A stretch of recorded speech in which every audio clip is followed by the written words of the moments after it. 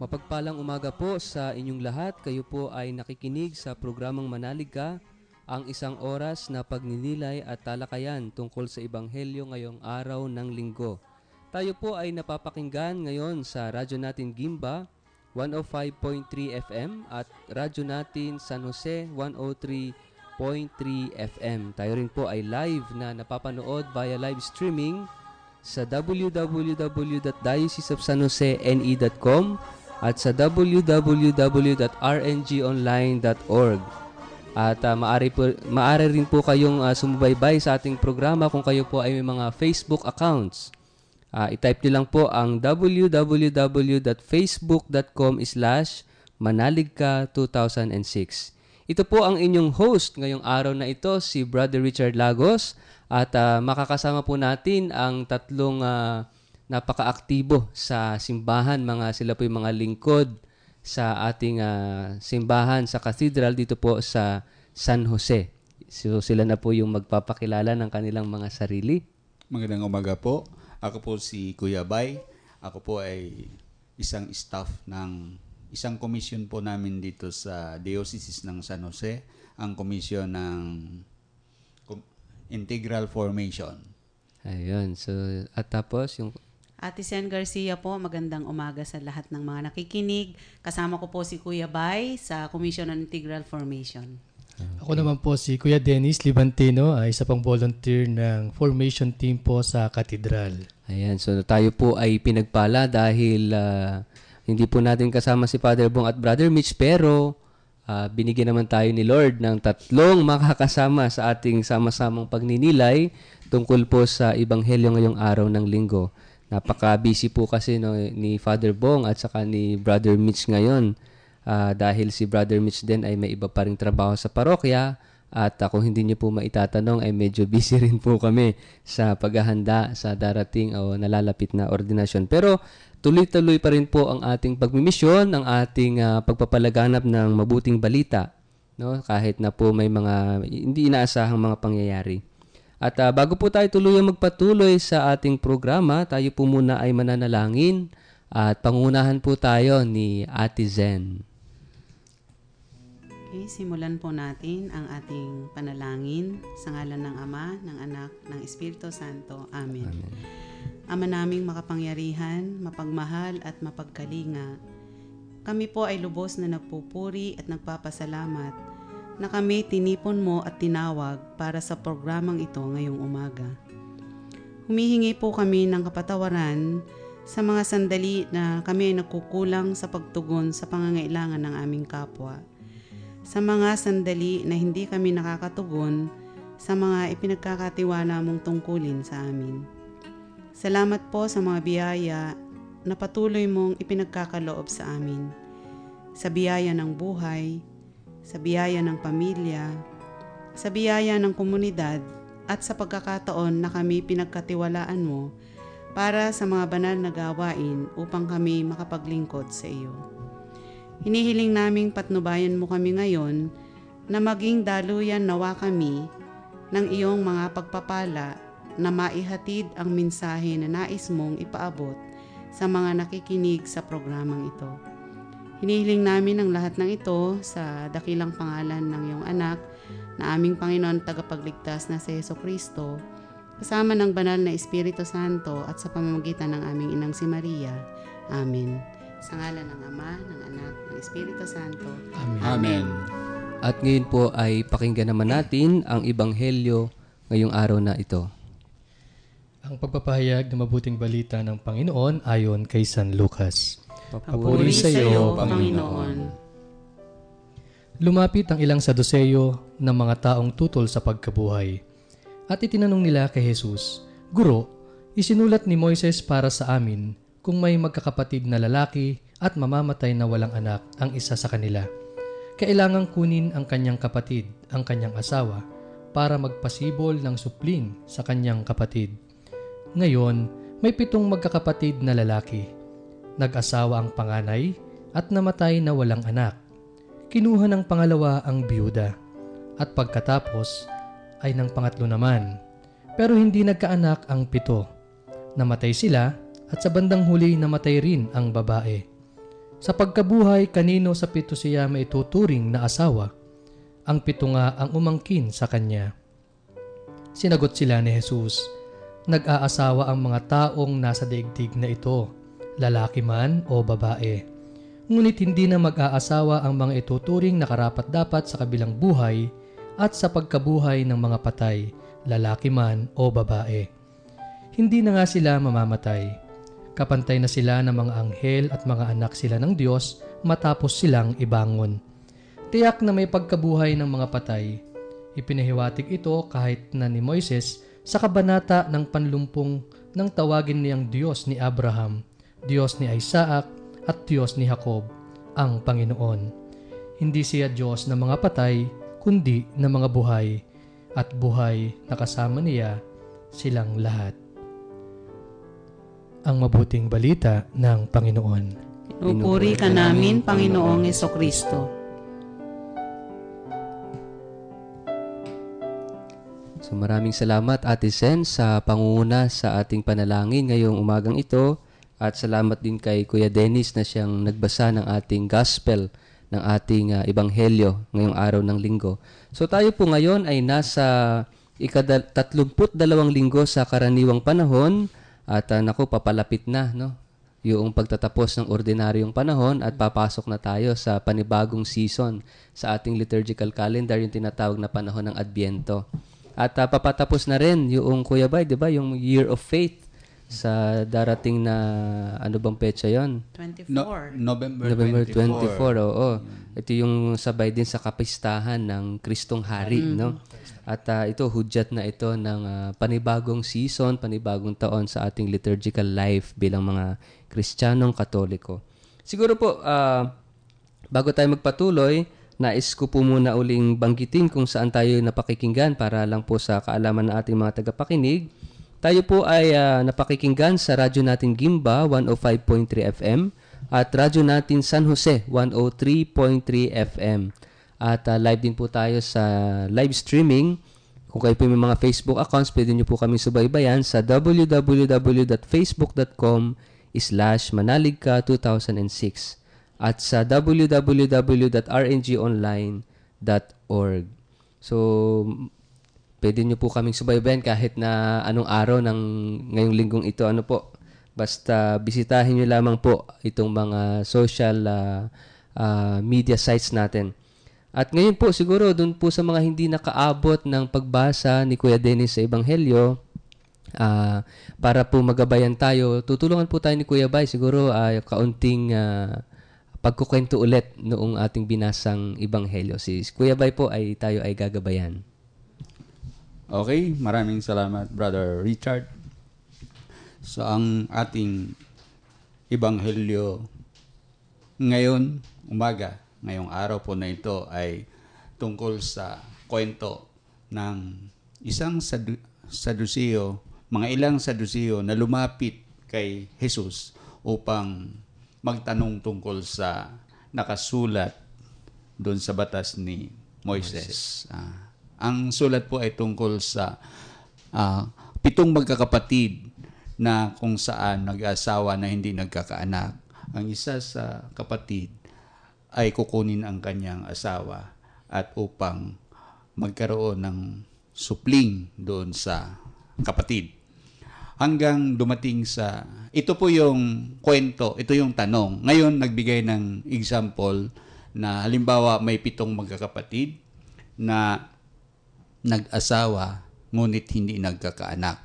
Ngayon, kinuha yung byuda para magkakaroon ng anak, ay yung tanong. Ngayon, namatay itong 7 magkakapatid at namatay din itong babae na walang nangyaring anak.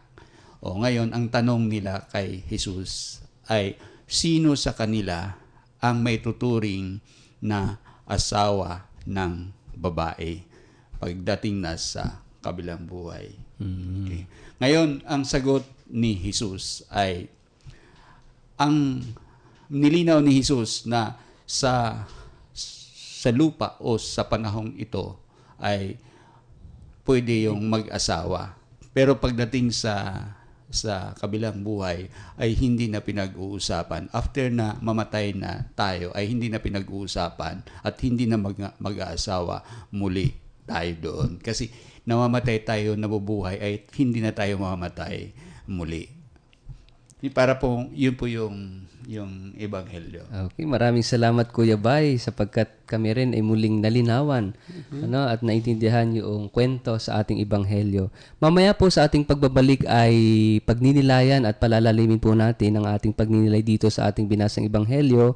Huwag po kayong aalis at magbabalik rin po kaagad ang ating programang Manalig Ka.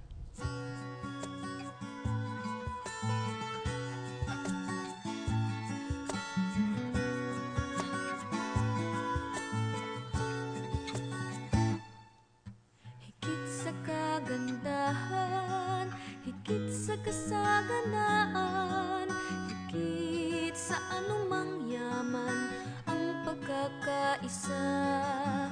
Higit sa isang pangarap, higit sa isang alaala, higit sa isang pamana, ang pagkakaisa. Mula sa isang puso, nagtaya, nagmahal, yumabong at namunga sa diwang banal. Mula sa aming puso, handang maglaan sa habiling hangat, naway maging isa ang lahat. Higit sa kagandahan, higit sa kasaganaan, higit sa anumang yaman, ang pagkakaisa. Higit sa isang pangarap, higit sa isang alaala, higit sa isang pamana, ang pagkakaisa. Ngayon ang panahon, harapin ang hamon, isa buhay ang diwa ng biyaya. Maging isang pamilya, maging isang tanda, isa para sa lahat, kasama lahat.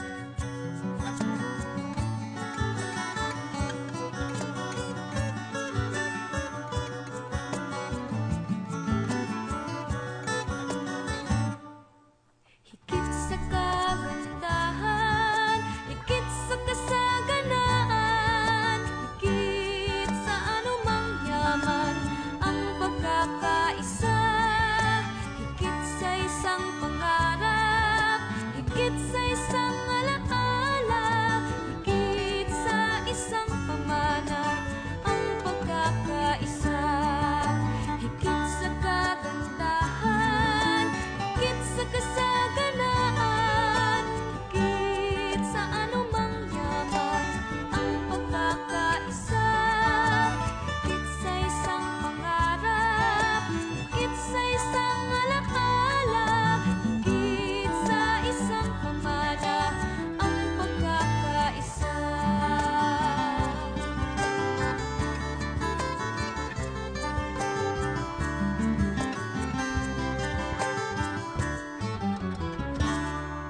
Babalik po ang programang Manalig Ka. Ito pong muli si Brother Richard Lagos. Si Kuya Bay, Ate Sen Garcia po, nagbabalik. At Kuya Dennis po. Ayun, kanina po ay pinag-usapan po natin yung ebanghelyo ngayong araw ng linggong ito at nagpapasalamat muli tayo kasi narito si Ate Sen, si Kuya Bay at si Kuya Dennis para makasama po natin sa ating sama-samang pagninilay ng mga buhay na salita ng Diyos. At ang issue nga dito na pinag-uusapan ay tungkol sa eternal life, no? Sa buhay na walang hanggan. Kasi kung hindi niyo po maitatanong, nung si Jesus ay isilang, no, at siya magkaedad, ang lipunan na kanyang ginagalawan sa Israel ay nahahati sa iba't ibang grupo. At ang isa pong grupo dito ay tinatawag na kilalang-kilala natin yung mga Pariseyo, no? Itong mga Pariseyo, sila yung mga taong simbahan, tao sa templo. Sila yung mga dalubhasa sa batas ni Moises at talagang sinusunod nila yung batas talagang point by point, no? Talagang letter of the law. Yun ang kanilang sinusunod. At very particular sila doon sa tinatawag na law of purity. No, kailangan hindi sila makatapak o makahawak ng dugo o kaya ng patay na hayop o patay na tao, even dumi ng tao, no? Sila magiging marumi. At kapag nakahawak din sila sa isang taong may sakit o kaya makasalanan, so sila rin ay nahahawa sa karumihan. Ito yung mga Pariseo, mga Puritans ang tawag sa kanila, no? At yung isa pong grupo, yung binanggit sa ating gospel ngayon, yung tinatawag ng mga Sadducees o Sadduseo, sila naman yung mga iskriba, mga manunulat, no? Sila yung mga matatalino, mga pilosopo, at sila yung hindi mga naniniwala na may eternal life, no? Sila yung nagsabi sa gospel na sinasabi nila na, let us eat, drink, and be merry, for tomorrow we will die. No, tayo kumain, maglasing, no, magsaya sapagkat bukas mamamatay tayo. So wala namang buhay na walang hanggan. So gawin na natin sa mundong ito habang buhay tayo kung anong gusto natin. At yung isang grupo nga po, yung mga Essenes na tinatawag, sila yung lumalayo sa syudad, nagpupunta sila sa mga disyerto para mamuhay ng yung tinatawag na ascetic life, para mga ermitanyo. Pero sila ay hindi nag-iisa, kundi community silang lumalayo sa kapatagan, doon sa center, ang center kasi noon ay ang Jerusalem, no? Sila yung mga Essenes. At sumunod na po rito yung mga ordinary people at yung mga tinatawag na outcasts, yung mga pinapalabas dahil nga sila ay may karamdaman, may sakit, o kaya ay itinuturing na mga makakasalanan. So ito po yung sitwasyon, no? Binigyan ko lang kayo ng counting background tungkol doon sa iba't ibang cluster, iba't ibang grupo ng tao sa panahon ni Jesus, no? At kanina napakaganda nung pagbabalik tanaw ni Kuya Bay doon sa kwento niya, no? Kwento doon sa gospel. At siguro ngayon pong oras na ito ay pag-uusapan natin itong gospel na ito. Kanina may sinasabi si Kuya Bay na may malalim siyang reflection tungkol dito sa gospel na ito, at siguro mas magandang pakinggan po natin yung pagninilay ni Kuya Bay tungkol po dito. Sa akin naman, Brother Richard, ang napagnilayan ko habang binabasa yung gospel ay una, natuwa ako, masaya ako dahil pakiramdam ko ay ito ay confirmation sa aking pananampalataya na ang buhay ay hindi lang sa mundong ito kundi hanggang sa kabilang buhay o beyond this life. Bakit? Kasi nakikita ko na yung kung hanggang dito lang ang buhay, wala na akong hangarin pa na maging mabuti o hindi na ako maghangad na magmahal ng iba. Hindi na ako mapagbigay kasi gusto ko akin lahat dahil hanggang dito lang naman ako eh. Yung ganun. Pero kung ang aking pananampalataya ay meron pa palang kabilang buhay, so beyond this life, pagbutihin ko ang aking buhay dito sa mundong ito. Dahil dito masusukat kung ano ang magiging buhay ko doon. Dahil dito pa lang ay numpisahan ko na yung buhay doon sa kabilang buhay. Na ang galing, ano. Totoo nga naman, no? Kung halimbawang yung buhay talaga ay nagtatapos sa kamatayan, anong saysay ng mabuhay, di ba? So talaga ang mangyayari, babangayan tayo sa isa't isa, the tendency is really to possess, mag-impok yung pag-ingatan yung security natin kasi wala tayong, siguro isang napakahalagang bagay ang mawawala sa atin is yung tinatawag na pag-asa, yung hope, no? Kasi wala kang aasahan na buhay na walang hanggan. Yun nga, pinag-iisipan ko, Brother Richard, yung sinabi nga ni Kuya Bay, ano nga ba yung gagawin mong buhay dito, kung wala ka namang inaantay na pag-asa? Parang gano'n. Kasi yung pag-asa kasi, kahit hindi mo siya nakikita, meron yung pag-asa na tawag na hope na meron kang daratnan sa buhay mo, sa kabila. Parang gano'n. Kasi yun yung paniniwala natin na tayong mga Katoliko na pagkayari ng buhay mo dito, meron tayong buhay na daratnan sa kabila. At yun yung pag-asa na ibinibigay ng Diyos sa atin. So yung sa tingin ko, yung sabi nga ni Kuya Bede, nadugtungan ko lang yun, na anong gagawin ko sa buhay ko ngayon? Siyempre, gagawa ka ng mabuti. Ano man yung ginawa mo dito ay siya rin yung magiging judgment mo pagdating sa huli. Brother Dennis, isang ko rin talaga, yung sa pagninilay ko pa rin, yung sa ebanghelyo, kaya sabi ko natuwa ako, na-inspired ako kasi may confirmation. Yung faith ko na paano itong mga binanggit ni Brother Richard kanina na mga outcast, kung yung mga essence na yan, kung wala palang kabilang buhay, saan pupunta? Saan yung hustisya ng mga taong naghihirap sa kasalukuyan? Ang dami yung mga exploited, yung mga pinagsasamantalahan, naghihirap, hindi makakain ng 3 beses sa isang araw. Yung saan ito? Sadya sila pupunta kung totoong may justice, hanggang dito lang ba ang buhay? Kaya natuwa ako dahil ito yung pag-asa na sinasabi ni dito yung pag-asa. Yung kabilang buhay, yun yung promise na sinasabi. Kasi kung wala yan, kabilang buhay, hanggang dito lang tayo. Mamamatay lang tayo lahat. Dito yung mga naghihirap dito, mamamatay lang. Tapos na. So kaya ako talaga hiniwala ako sa kabilang buhay kasi doon yung realization ng justice, yun ang sinasabi. Actually, yung question dun sa gospel talaga about resurrection, yung muling pagkabuhay, diba? Na, of course, ang pinag-usapan din talaga dito is eternal life. Actually, sinusubukan nila si Jesus Kasi sila nga hindi sila naniniwala na may resurrection, na mayroong muling pagkabuhay ang mga patay. No? Pag naman naging abo ka na, yun, hanggang doon ka na. No, wala na talagang muling pagkabuhay. At siguro, ang tendency nga, ang tanong natin, paano pag walang eternal life? Paano pag hindi tayo naniniwala sa resurrection of the dead? Magiging kagaya tayo ng mga Saduceo na let us eat, drink, be merry, kasi bukas mamatay din naman tayo. So gawin na natin ngayon kung anong gusto, kahit kasalanan pa yan o masama yan. Basta gawin na natin kung ano yung gusto natin gawin. Kung ano yung kung saan tayo magiging masaya. Okay, kung in other words, para na tayo wala na tayong pagkakaiba doon sa mga hayop. Ganun. Eat and eat until they die. Ganun na lang. Ganun na lang talaga mangyayari. Tulad dun mga sa part ng yung sinabi nga dito na yung mga outcast, 'di ba, yung mga ordinaryong people, kung ipapakon mo sila, kung magre-reflect ka sa kanila, yung outcast parang wala 'di ba? Kumbaga parang hindi sila kasama na sinasabi. Pero dahil sa tayo, yung naniniwala na bahagi, kumbaga parang tinakong ko lang yung reflections ng tulad ng sinabi ko iba, yung outcast, walang inaantay na pag-asa o yung walang mga exploited. Sino yung mga tao na magiging bahagi siguro na sila yung mabigyan ng pag-asa rin? Na parang gano'n, nakikita ko na bigyan natin ng pag-asa sa pamamagitan natin na may pagkakataon pa na makatulong sa mga ganun tao na ipakilala ang Diyos, ipakilala ito, sino ba itong Diyos na ito na pinaniniwalaan natin sa kanila. Dahil ang alam lang kasi ng mga taga-outcast, na parang como sila ay malayong-malayo, parang walang nangangalaga. Parang pinabayaan sila ng Diyos. Siguro yung pagbabalik tanaw lang na bahagi tayo ng gawain ng Diyos, na tayo naman ay matutong magbahagi ng nalalaman natin o tulungan natin sila para makaahon sa ganoong tipo ng kanilang pamumuhay.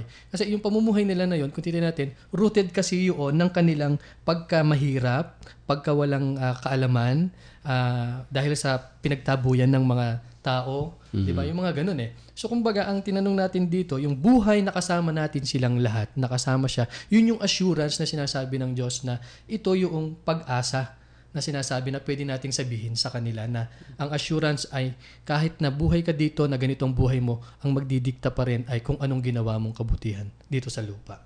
Yun lang naman yung sinusabi dito. Isa pang nakita ko rin na pwede rin nating tingnan doon sa Ebanghelyo, yung katotohanan na sinasabi ng Panginoon ni Jesus sa sagot doon sa tanong na yung bagay dito, yung mga bagay-bagay dito tulad ng pag-aasawa ay hindi na pinag-uusapan doon sa kabilang buhay. That means mayroong distinction, the life here on earth, then the life from the life in the next after this life. Para bang may pagkakaiba. Ayun na nga po siguro yung pinakabuhay na kung saan kapiling natin si Jesus, ang Ama natin mismo, kapiling po natin. So na-struck ako dahil although nag-umpisa na ang buhay dito sa lupa, pero meron pa rin pagkakaiba na maraming mga bagay na hindi na applicable doon sa langit dahil pantay-pantay na tayo doon sa sinasabi nating langit. At 'di ba ang pinag-usapan din dito binanggit is yung pag-aasawa, 'di ba? Nakapito. Oo. Itong Yun. palit-palit, no? Yun nga eh. Sino yung totoong asawa sa langit, no? Dito kasi ang batayan ng mga Hudyo para ma-consider ka na talagang blessed ka, pinagpala ka at yung asawa mo kapag may bunga. No? Kapag nagbunga, wala. Hindi naman nagbunga yung relasyon. So, sa mundo, batayan ng mundo, hindi sila maituturing sa batayan ng yung sa standard ng mga Hudyo. Talagang Sa mga hindi Saduceo yun, maituturing. Sa brother. mga Sa mga oo. Saduceo yun. Sa Museo. Pero sabi ni Jesus, teka, hindi ito yung usapin. Hindi ito yung natin. Sa langit ay hindi na pinag-uusapan yan. Yan, hindi Hindi yung concern. Bakit? Kasi ang langit ay isang malaking kasalan, ang pag-aasawa, ang pag-iisa ng Diyos at ng tao. 'Di ba? Hindi na pinag-uusapan yung relationship natin, kundi ang mahalaga sa langit ay yung ako at ang Diyos, no? So yung tayo parang pag-iisa, pag-aasawa din ng sa term natin Christian, especially pag sa time ni Saint Paul, ito yung pag-iisa ni Kristo at ng simbahan. Ito yung marriage of Jesus Christ in the church. But anyway, ang usapin dito ay talagang maganda at least concern ng mga Saduceo yung eternal life. Although tinitest lang nila si Jesus Christ, ano? Sinubukan lang nila. Sinubukan lang nila. Siguro si Ate Sen may gusto ring i-share sa atin ngayon. Base doon sa gospel, ang reflection ko lang din ay yung ultimate dream natin is the kingdom of God, di ba? Kingdom of God. So, whatever na ginagawa natin dito sa lupa, particular dito sa lupa, ayun ay OJT lang natin dito. So, katulad nga ng sinabi ni Kuya Dennis, kung ano yung, hindi naman tatanungin kung, base sa gospel, hindi naman tatanungin sa last judgment na kung, yun nga, yung, kung gaano karami yung naipon mo sa bangko or achievements mo, kung hindi, ano yung ginawa mo nung ikaw ay nabubuhay sa lupa, ano ginawa mo sa iyong kapwa para nga makarating ka doon sa kabilang buhay o sa buhay na walang hanggan. So, OJT lahat yung ginagawa. At kung ano yung ginawa ko dito, yun yung i-judge sa akin to reach the kingdom of God. So, yun muna yung napakaganda. Ano po? So, napaganda na ating kwentuhan ng ating talakayan. Mamaya po, sa pagbabalik po natin, ay mas bibigyan po natin ito ng lalim. Ano po? Mula dun sa mga karanasan natin, sa pananampalataya natin. Huwag po kayong aalis at sa ilang saglit po ay magbabalik din kaagad ang ating programang Manalig Ka.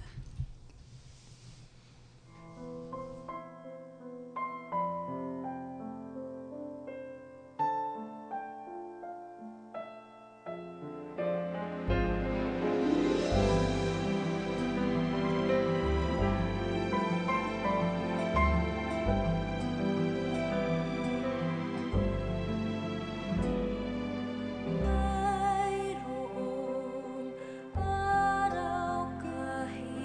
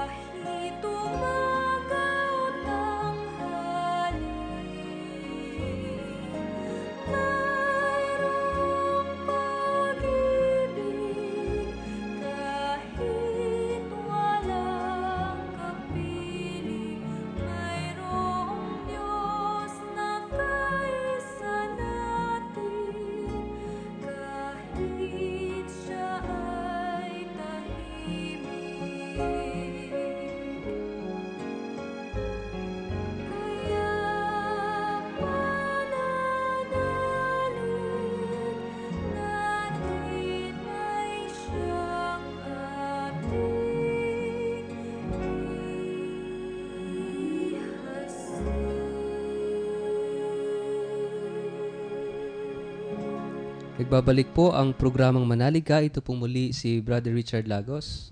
Si Kuya Bay. Ate Sen Garcia po, nagbabalik. At si Kuya Dennis po. Opo, kanina ay pinag-usapan natin itong tungkol nga dito sa paniniwala ng mga Saducea. Ano po? At siguro sa puntong ito, sa pagkakataong ito po, magandang tingnan po natin din yung ating mga sarili.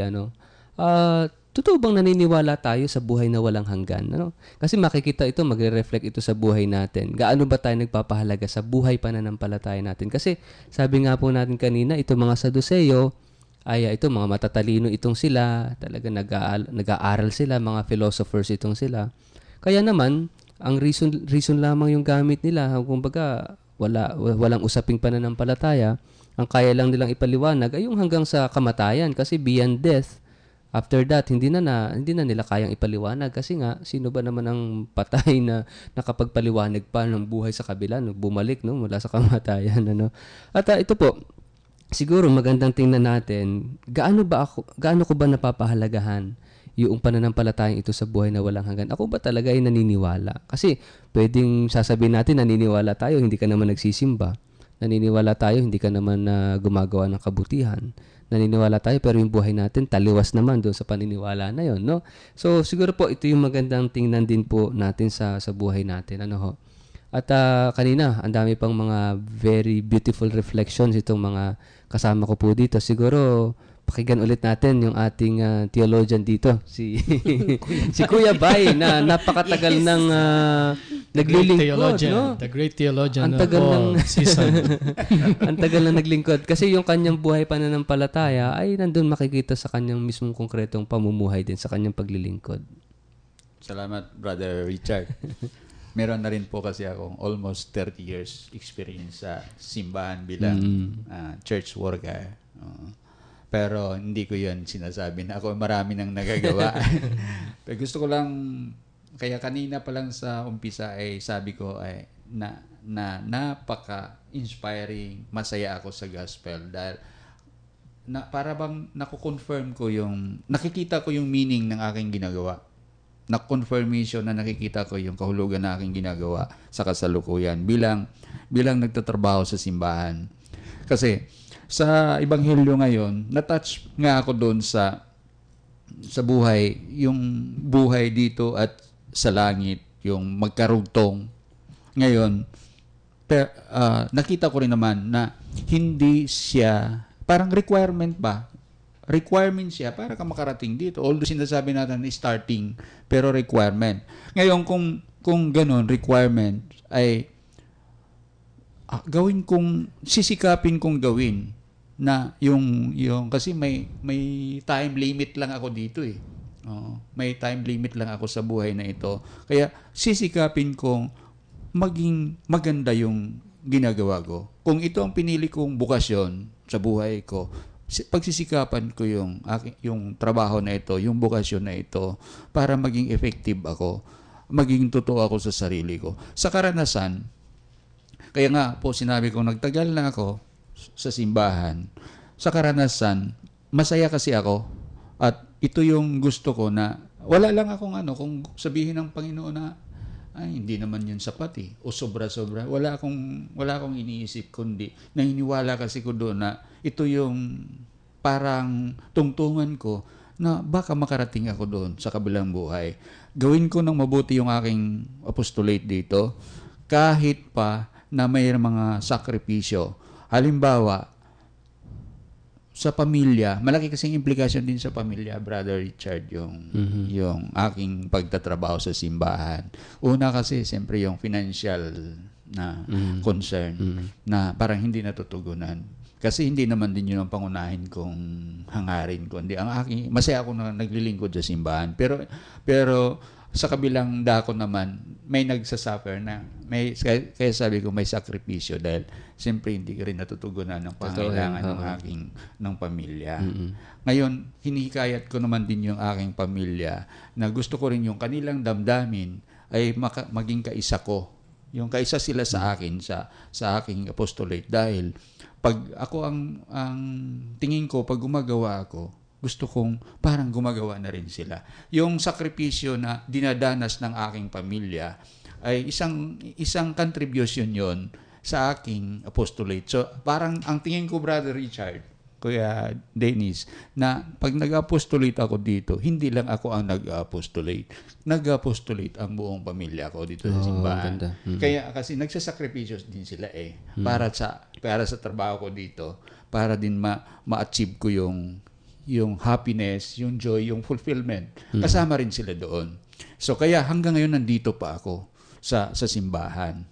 Nagtatrabaho, pinagbutihan ko hanggat sa aking makayanan without any condition na basta lang, isa lang, aking pananampalataya na ito ay umpisa at ito ay maging tungtungan ko na mapunta ako doon, makapiling ko ang Panginoon nating Diyos. Ang galing, ano? So, yung buhay paglilingkod mo, Kuya Bay, ito idinidikta ng iyong pananampalataya. No? Napaganda. Si Kuya Dennis. Alam mo, Kuya Bay, napansin ko, alam mo, Brother Richard, si Kuya Bay, kung titingnan mo, talagang napaka-devoted sa trabaho, committed sa simbahan talaga.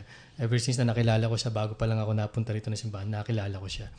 Tatanong ko sa sarili ko kasi kanina, tinatanong ko habang nagsasalita siya, ako ba qualified katulad ni Kuya Bay? na makakaranas ba ako ng buhay na walang hanggan? Ano? So baka ako naniniwala din ako doon kasi nga sa kabila nga nung pagiging abala sa trabaho, sa ibang bagay na matugunan yung pangangailangan natin.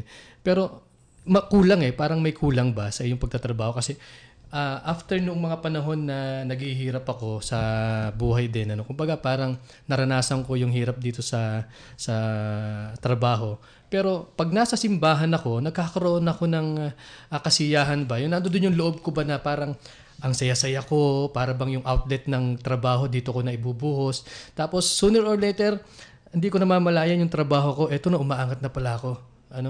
In a few years ng pagtatrabaho ko, hindi ko alam na magkakaroon ako ng ganitong posisyon na mamimit ko yung pangangailangan ko. And then, hindi ko na inisip kung ano yung matatanggap ko sa simbahan. Ang sa akin ay ma-share ko pa kung ano yung natatanggap ko ngayon. Dahil ito yung natanggap ko dahil dito sa paglilingkod na ito. So, kumbaga, kung titingnan ko, kung qualified ba ako sa sinasabi nating eternal life, siguro malamang pinagtatrabahuhan ko ngayon yon para maging qualified. Hindi ko masabing qualified ako.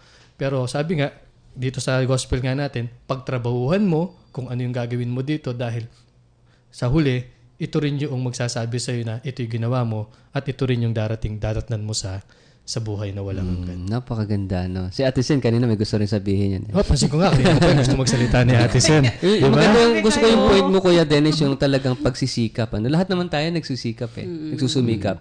Pero yung pagsusumikap nga natin ito, dahil nandun yung pananampalataya at nandun din yung pag-asa natin, no? Kaya nagsisikap tayo talaga na makamit, hopefully, no? Kasi yun yung gusto nating bigyang diin din dito, yung sa akin nga kanina sinasabi natin, yung pag-asa. Yun yung assurance na kahit di mo man siya nakikita, pero nandoon yung pag-asa. Diba? Kaya lagi natin kinoconnect yan. Kung hindi tayo naniniwala sa kabilang buhay, life after death, wala yung pag-asa na sinasabi. May repercussion. Kaya nga. Oo, may repercussion. So wala tayong inspirasyon kasi hanggang dito lang Si Ate Sen. At saka nga pala, sa 7 years na rin kasi ako dito. At maraming nagsasabi, alam mo Ate Sen, swerte-swerte mo. Kasi yung pagpasok mo ay, ito yung mga programa ng diocese. At totoo yun, kino-confirm ko na ang swerte-swerte ko talaga. Kasi unang-una, yung pagpasok ko sa simbahan ay divine arrangement din na ang makilala ko at makasama sila nga. Lalo pa, nung makasama ko si Kuya Bay, sa totoo lang. Oo. Naman. Hindi lang talaga yung faith ko ang nag-grow, kung hindi yung mga konkreto na sinasabi niya na ngayon ay ina-apply ko sa buhay ko. Halimbawa, yung sinasabi niyang, ano ang konkreto mong ginagawa pagdating sa nakakakita ka ng mga taong nangangailangan? Yun, hindi lang basta, halimbawa, magsisimba ka. Oo, tama yon, magsisimba ka. Pero ano yung konkreto mong ginagawa para doon sa mga pangangailangan, kung paano ako tumutugon doon sa pangangailangan ng iba. Yon. Tapos, sa kanya ko din nakikita kasi, kaya inspirasyon din namin si Kuya Bay talaga, pagdating doon sa konkreto na, ano ba yung sinasabi talaga ng Ebanghelyo?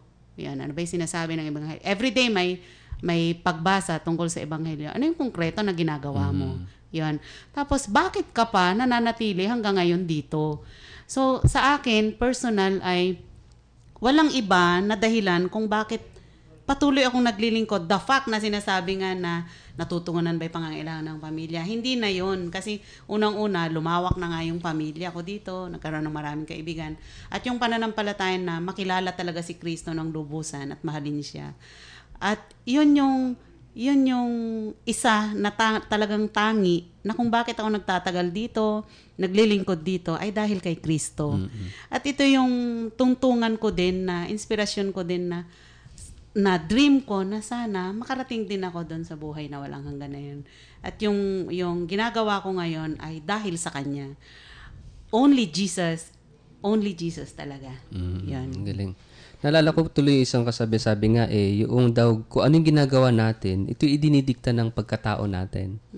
At yung pagkatao naman natin, ito'y hinuhubog ng pananampalataya natin. Kaya maganda yung pagkatao natin ay hindi hiwalay sa pananampalataya. Talagang nandun yung integration na sinasabi ni Kuya Bay kanina, na merong integrasyon sa pagkatao natin, na yung faith ko ay buhay ko at ito yung nagiging ako. At kung ano yung ginagawa ko, ito yung lahat ay dikta ng pagkatao at ng pananampalataya ko. At ito nga po siguro yung hamon sa atin. Yung Saduceo na binanggit sa Bible, yung buhay nila, kasi yun yung dinidikta ng pagkatao nila na hindi hinubog ng pananampalataya. Kulang sila sa pananampalataya. At ngayon, sabi ni Kuya Ben nga kanina, dudugtungan natin yon. Kung sila hanggang kamatayan lang, because of our faith, yung faith na rational faith natin, na may rason yung pananampalataya natin, no? And also because of Jesus Christ na inireveal sa atin yung buhay na walang hanggan, no? Ay madugtungan. At ito nga yung buhay pananampalataya natin. At tamang-tama, we are celebrating and actually we are closing, no, this month yung Year of Faith. At ang paalala palagi sa atin, no, ng taon ng pananampalataya is to always encounter Jesus. Kasi kung wala naman si Kristo, hindi naman natin mararating yung pananampalataya na may buhay na walang hanggan pala na may resurrection of the dead. It's all because of Jesus, dahil kay Kristo. Kaya nga, ang nakakalungkot, kung dumating na si Kristo sa buhay natin at hindi pa rin tayo naniniwala na may buhay na walang hanggan at may resurrection. Yung mga Saduceo, nakakalungkot, dumating na si Jesus sa buhay nila, hindi pa rin nila tinanggap yung buhay na walang hanggan. Ano? So, kaya nga po, siguro magandang challenge, magandang hamon sa ating lahat ito, na especially tayong mga tagasunod, no, naniniwala kay Kristo, na gaano ba kalalim yung ating talagang pananampalataya na may buhay na walang hanggan, no? Na hindi nagtatapos sa mundong ito yung buhay natin. But there is an eternal repercussion sa lahat ng ginagawa natin sa buhay na ito. Kaya nga siguro, ito nga po yung sinasabi, nagbibigay ng pag-asa sa atin na itong pananampalataya na ito na nakaugat sa ugnayan natin kay Kristo, ugnayan natin sa Diyos, ang siyang magbibigay sa atin palagi ng pag-asa. Kaya nga hindi mapaghihiwala yun, yung faith, yung hope, at saka yung love, no? It's because yung pagmamahal talaga ng Diyos. No? Actually, it's the love of God. Ang pagmamahal ng Diyos talaga ang nagbigay ng muling pagkabuhay sa atin, no? Si Kristo, ang pinakamensahe niya sa atin is talagang yung pag-ibig ng Diyos sa atin. At nalala ko yung sabi, Kuya Bay, ng isang philosopher, no? Pinag-usapan natin itong mga matatalinong Saduceo na to. Na sabi nga ni si Gabriel Marsa, sabi niya, kapag sinabi kong I love you, gusto kong sabihin sa'yo na you shall never die. Hindi ka mamamatay. Pag daw tayo nagmamahal talaga, at minamahal natin isang tao, sinasabi natin sa kanya na you shall never die. At tayong lahat, imagine, we are all loved by God. Mahal na mahal tayo ng Diyos. Saka sinasabi sa atin ng Diyos, you shall never die. You will never die. No? Napakaganda ng ating talakayan. Sige, final words, Kuya Bay. Sa akin lang sabi mo nga, Brother Richard, ay dahil sa pagmamahal yung sumatotal dito ay dahil sa yun kasi ang Panginoon, kaya hanggang ngayon ang Panginoon ay hindi namamatay, andito siya kahapon, ngayon, bukas at pagpakailanman dahil sa kanyang pagmamahal. Totoo. Kaya yung sinasabi mo na pag nagmamahal, hindi ka mamamatay. Kasi yung ganon, pag tayo nagmamahal na walang kondisyon tulad ng pagmamahal ni Kristo, naging totoo tayong tao, nagiging totoo tayong imahin, yung image, likeness, at dignidad nandoon na. Nararating natin, Kuya Bay, yung rurok ng pagkatao natin. Kung kung yung sinabi mo kanina na Christ is the center of our life. At isa yung Brother Richard, alam ko isa yun sa pinaka-premise. May mga premises kasi yung sinodo ng bishop yung last year doon sa new evangelization, the Christ as the center in our life as a Christian community. Ito, paulit-ulit church. din niya sinasabi sa PCP to, no, yung pagiging sentro ni Kristo sa buhay natin. Kaya nga, siguro, ang makakokon nga natin dito, kung naramdaman mo at naranasan yung pagmamahal ng Diyos, siguro, yun din siguro masasabi na mas pipiliin mo pang magmahal pa kaysa sa hindi ka magmamahal. Totoo. Diba? At ito yung pangarap sa atin ng Diyos, that we become a network of loving people, network of loving persons, no? Kaya nga, ito yung tinatawag na discipleships, no? So, mamaya, sa paglalagom ay muli nating babalikan itong napakabilis ng oras po natin. At sana, kung nabitin kayo sa usapan, pwedeng gawin ninyong laman ng chismisan po ninyo itong gospel natin ngayong linggo. Kung yung mga nakikinig sa atin sa palengke, sa napakaganda ng gospel. Although lahat naman ng gospel sa... Yes, actually. Tsaka maganda siya. Napakayaman. Napakayaman. Kung pag-uusapan lang talaga natin to everyday, talagang we will, talagang mabubusog tayo ng spiritual gifts, no? Coming from above. Hindi ko alam nga yung brother kung it's a mystery or work of the Holy Spirit. Bakit parang diba? Kakaiba kasi naramdaman mo, di ba? Para bang ito yung binibigay. Yesterday, meron. Pero gospel today. Iba pa rin. Pero nadadagdagan. Yes, totoo yan. Okay, so sige po. At wag po kayong aalis. Meron pa po tayong huling bahagi ng ating programa. Magbabalik din po kagad ang ating programang Manalig Ka.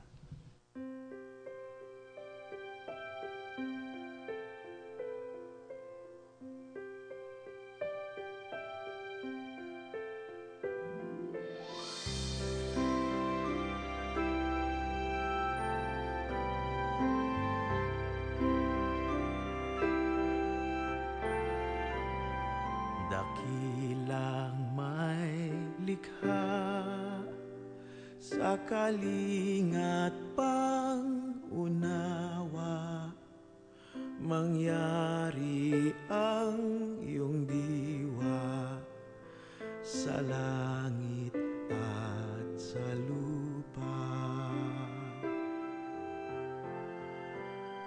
Bigyan mo ng sapat ang lahat sa araw-araw, turo ang magparaya, gaya ng iyong gawa.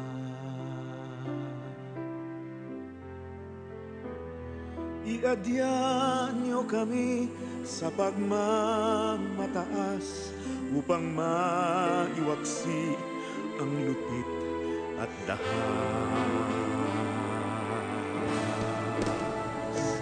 at samahang lumikha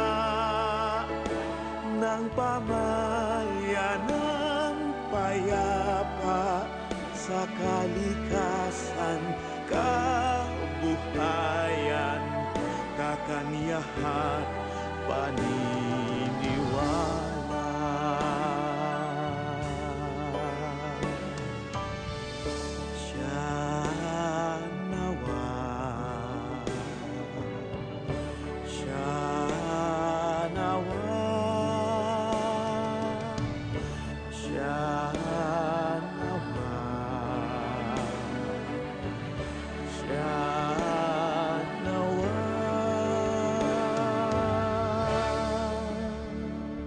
Nagbabalik po ang programang Manalig Ka. Ito pong muli si Brother Richard Lagos. Si Kuya Bay. At si Ate Sen Garcia po. At si Kuya Dennis po. Tayo po ay dumako na sa pagtatapos ng ating programa. At kanina po, sa halos sa isang oras na natalakay natin ay pinag-usapan natin yung kahalagahan po ng buhay na walang hanggan. Ano ho? At sabi nga natin, itong mga grupo ng mga Saduceo, sila itong mga tao na hindi naniniwala na mayroong resurrection of the dead o yung muling pagkabuhay. Pero salamat kay Jesus na ipinahayag sa atin no, ipinakita sa atin at itinuro sa atin na mayroong buhay na walang hanggan.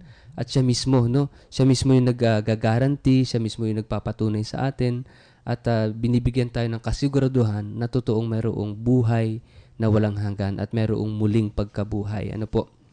At ito nga po hamon sa atin sa pagdiriwang natin at pagtatapos ng taon ng pananampalataya na yakapin, no? Yakapin din itong paniniwala, itong pananampalatayang ito. At sinasabi sa atin na sana itong pananampalatayang ito sa buhay na walang hanggan at sa muling pagkabuhay natin ay magdulot ng pagbabago sa pang-araw-araw nating buhay. No, sa pagtingin mismo natin sa buhay. No, kasi iba po yung tao na naniniwala sa hindi naniniwala.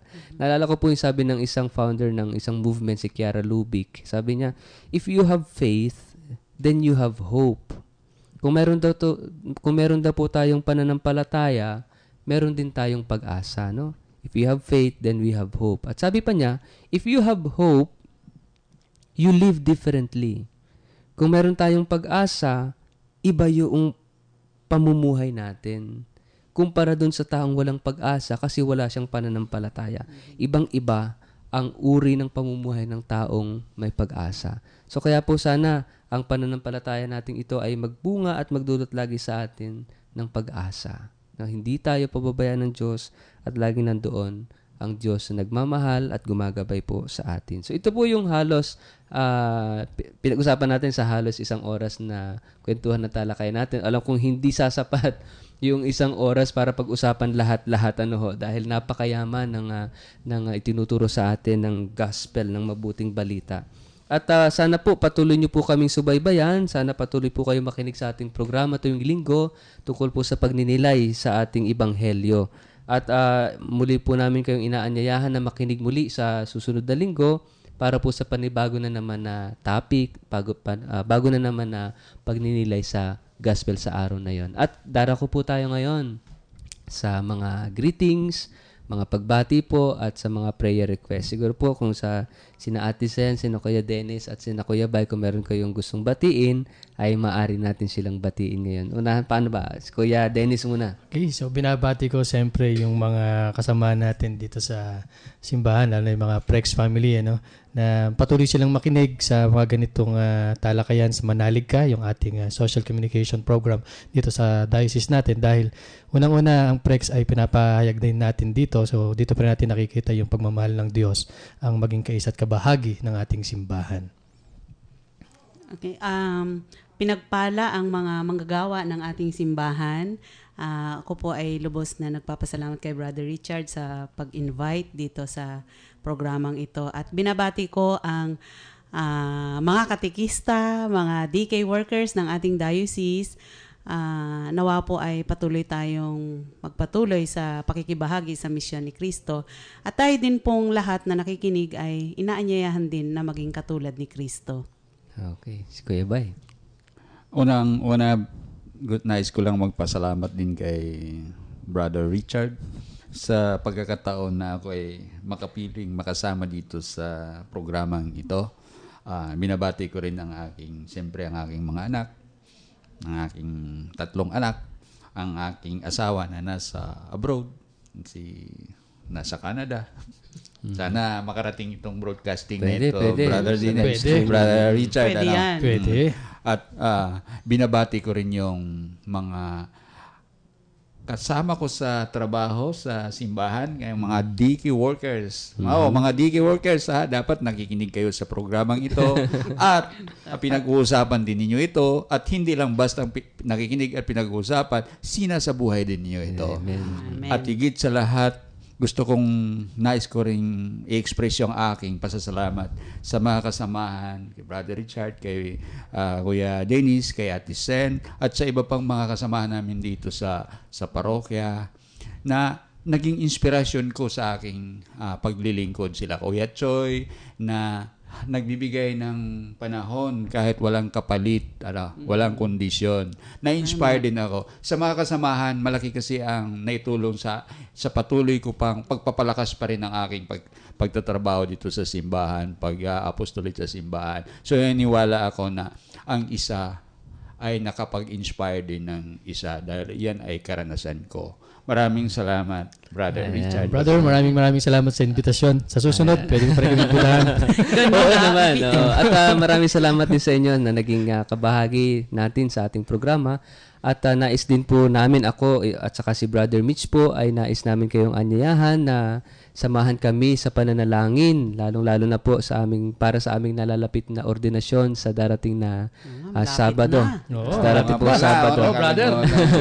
Dito po sa St. Joseph Cathedral. Invited po kayong lahat.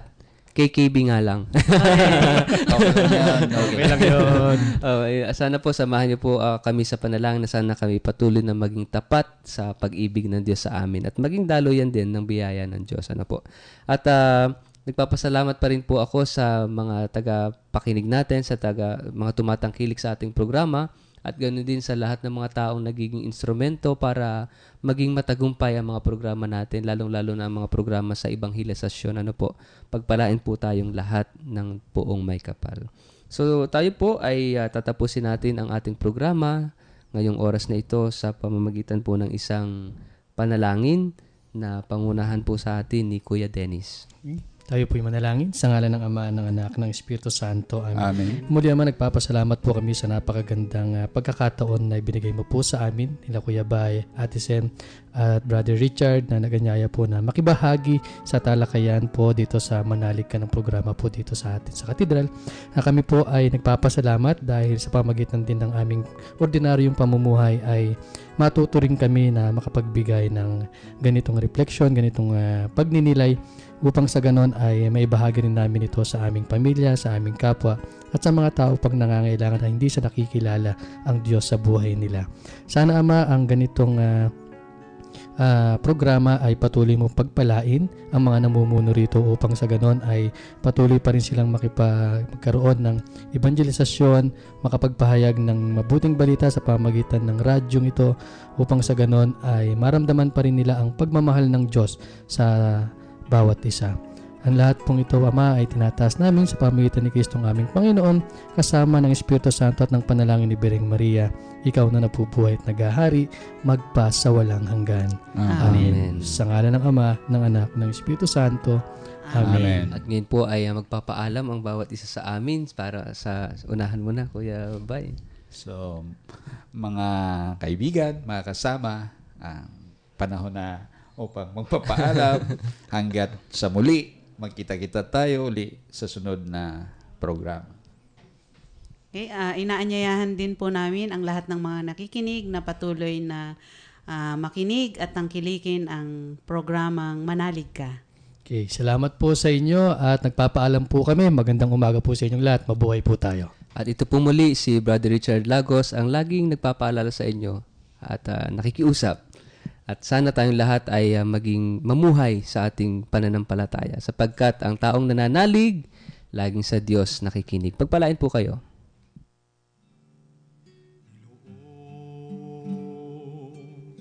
Lahat ng takot sa iyong damdamin, ang pangalan niya lagi ang tawagin at siya'y nakikinig sa bawat hinaing.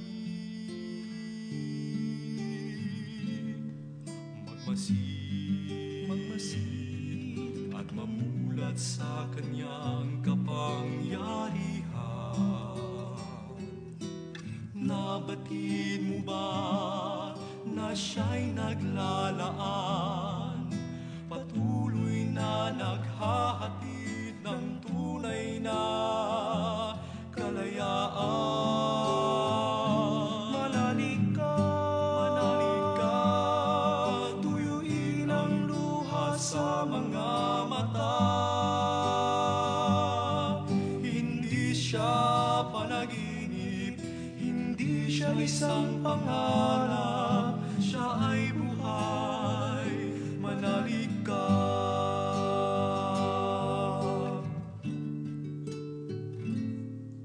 Ang ngayon, tila walang mararating na bukas, ngunit kung siya ang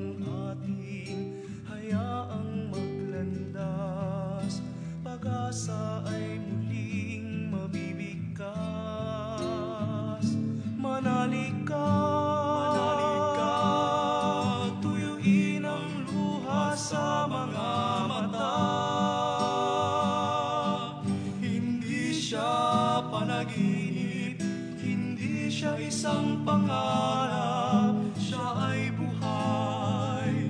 Manalig ka, manalig ka, manalig ka, tuyuin ang luha sa mga mata. Hindi siya natutulog, hindi nakakalimot kay Jesus. Manalig